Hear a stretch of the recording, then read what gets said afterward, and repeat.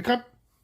So, today this could be for parents, but being that I am not a parent and I was a martial art child's instructor, specifically really good at Muay Thai for kids, I want to talk about how to affect children's behavior without having to punish them. Most parents, martial art instructors, etc., tend to see a kid doing something wrong, either yell at them or give them some sort of punishment. Classically, in martial arts schools, it was push-ups and other forms of exercise. Now, most schools don't use exercise as punishment. Some still do, but they'll do other ways of basically punishing them. And sometimes you have to. If a kid's totally unruly and you just really can't, sometimes that happens. However, there are better ways. The first strategy you can use is what's called catching them doing the good behavior. So, let's say you've got Johnny who's always fidgety in class. Or let's do talking with his neighbor. He constantly is talking while you're trying to instruct, or while drills are going on, and he's supposed to be paying attention. So, let's say there's the day that Johnny does it correctly. So, he's sitting there paying attention, watching, not talking to his neighbor. Stop class for a second. Hey, look at Johnny there. He's sitting there paying attention. Everybody, let's be like Johnny today. You reward him emotionally and also socially for doing what he's supposed to be doing. You caught him doing it correctly. That's going to help reinforce the behavior. Kids, even adults for that matter, like being told they're doing a good thing, praised, made look good in front of their peers, etc. So that's one strategy. Another one is rewarding good behavior. Now, this can get overboard, and if you're listening to this as a parent, I wouldn't say like if the kid cleans his room, give him a new bicycle or something.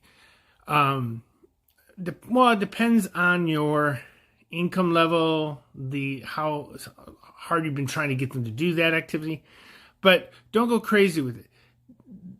The child can't expect to always get a reward, a physical, like a bribe, if you will, for doing the good behavior. But this is a strategy used properly, can get them to start them doing it on the right path. So, in martial arts school setting, you could say, okay, kids, using the same example of talking to your neighbor, kids, if everybody pays attention, does not talk to the neighbor, if everyone pays attention, for the next 10 minutes, we'll add 10 minutes to game time at the end of class.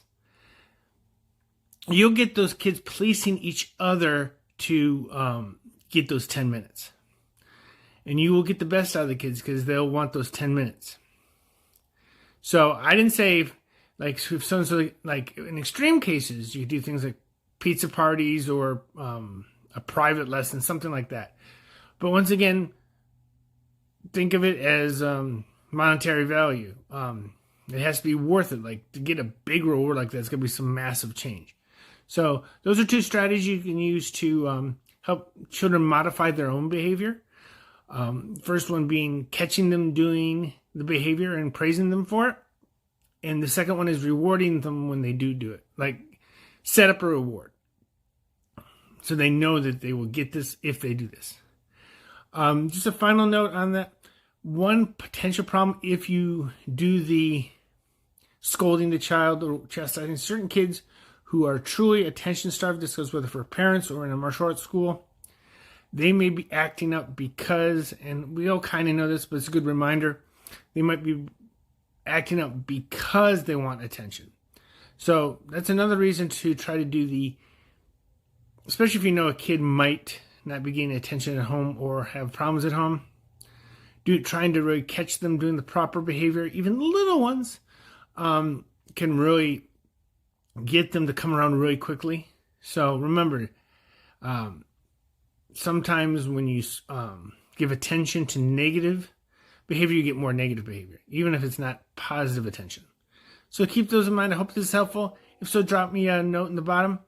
And until next time, cup and cup.